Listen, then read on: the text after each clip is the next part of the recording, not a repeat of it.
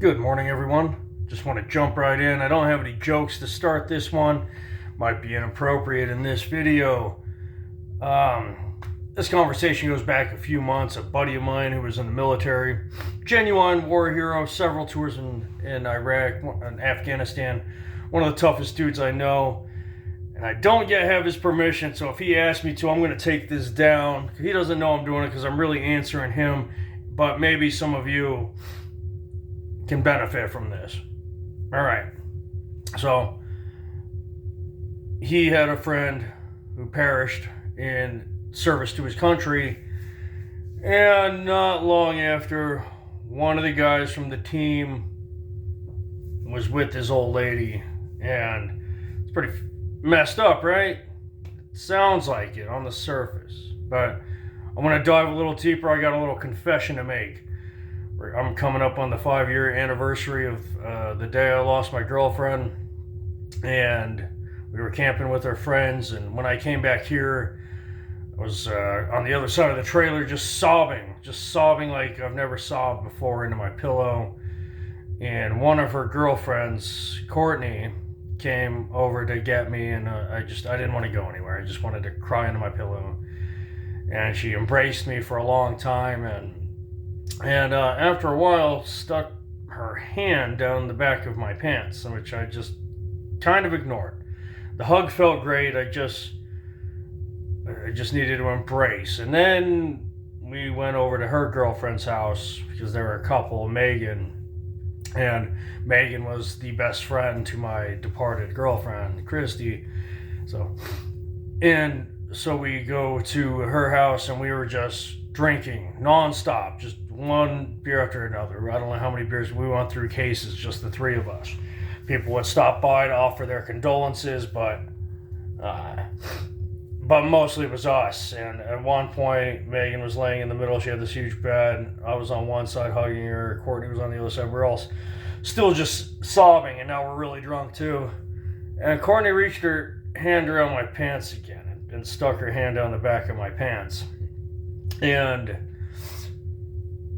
again, I ignored it.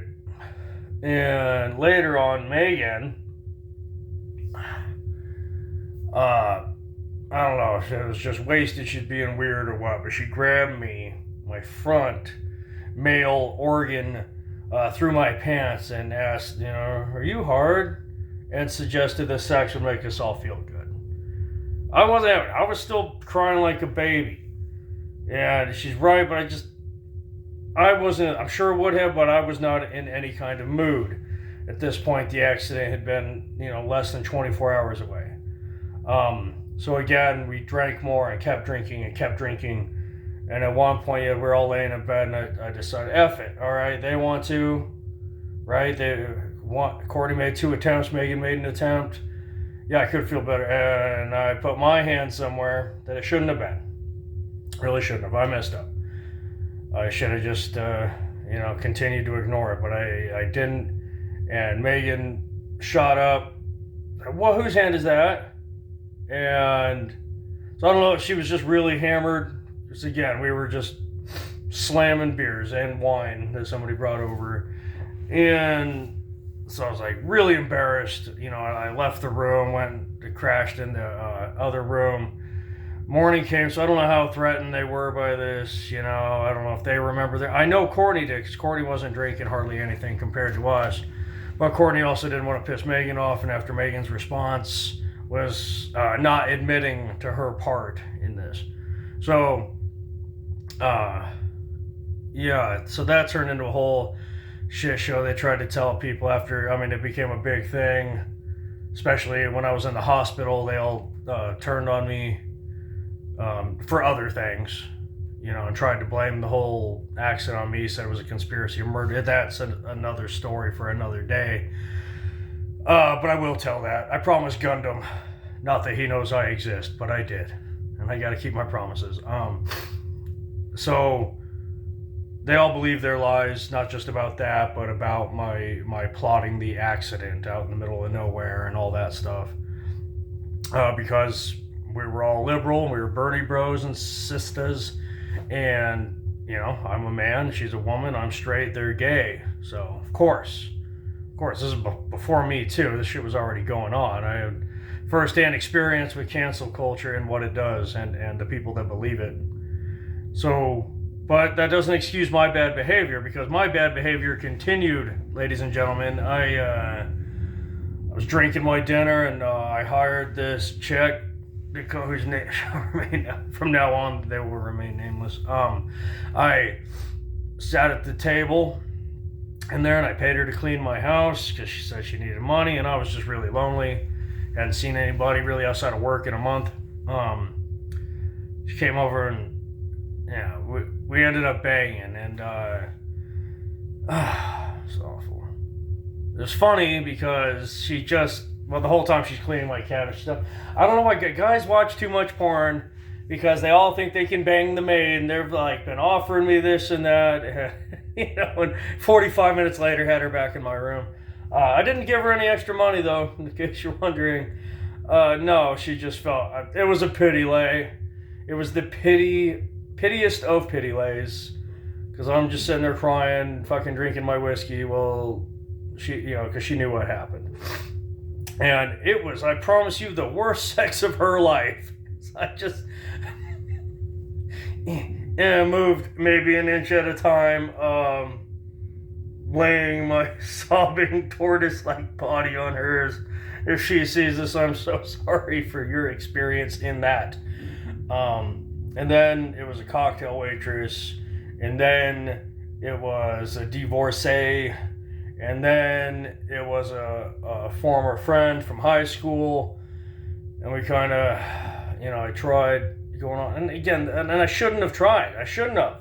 It hadn't even been a year yet, and on the 1 year anniversary, I was in bed, and I chased her out of bed, not intentionally, but I was reliving the accident. I had a very vivid nightmare about the accident and reliving it, and I was just screaming in my sleep as I screamed at the time of the accident, "Wake up, Christy, wake up." I was screaming all night in my sleep, "Wake up, wake up, wake up." So she was wide awake here on the couch and was like, "Well, you want to talk about it?" And then I pulled another dick move. I broke up with her. I said, clearly I haven't taken the time to move on. It's not right to Christy. It's not right to you. I can't give you anything because I don't know that there's anything left. This has to fucking come back. I'm not a good boyfriend, and I have to grieve, and I'm not being a good boyfriend to Christy, who moved on. And so I forced myself after that to take a year every night by myself. That was it. I needed to grieve. I needed to learn to live with the pain, to deal with the pain, to embrace the pain, because the pain is memories, and if you force yourself to be numb all the time, as I was, through lots and lots and lots and lots of alcohol, you'll lose your memory. You'll forget, and that's the worst thing you want to do. That's the last thing. That's as bad, if not worse, than what I did. So, to my friend, I would say, and those of you who are calling me an asshole right now, I won't stop you. I won't argue that. I was definitely in the wrong. All I can say is, until you've lost somebody, until you've been in that state of grief, you don't know. Your mind is fucked up, and so are your emotions. You don't know how to feel. You got people telling you 3 months after, okay, man, time to move on. You got people a year later telling you, how could you move on this soon? You don't know. And they don't know. I had idiots, here, don't you think you're the only one who lost my... And they were like posting songs about musicians who've never lost anybody. They just had a good song about it that was catchy. So, now I know I haven't lost anybody like my veteran friend has seen loss. But I have one question for him. Is what your buddy and your late friend's widow did that wrong? Now hear me out before you throw your phone and hit me up and say, Dusty, of course it is. Maybe in her grief, she couldn't have her man, but she could have the next closest thing to it. One of his soldier buddies. Maybe he couldn't bring his buddy back, but he could become closer I know that's messed up, but closer. But again, you don't rationalize these things. He could be closer to his friend who's now gone from this world by being with her. Okay, and think about it. You know, if your bro dies, one of your buddies, your best friend, who do you want raising his kids? Jody? Some a-hole? Some loser like me that's never served? Or do you want someone who you know has similar values and is going to raise your kid the same way you would have had you been there, and is going to make sure your kids know damn sure who their father was and what a good man he was? And do you want your wife to just, what about your wife? Maybe she doesn't want Jody. Maybe she wants another serviceman. That's why she married and had kids with one in the first place, because that's the kind of man she likes. And she knows that while he may be gone, his friend's there and they have similar morals and values. So the only reason it's bothered me since you told me this story, homie, is because, man, as we get older, especially guys, it becomes harder and harder to make friends and keep them. And, you know, especially you military guys, you know, you should really stay in touch.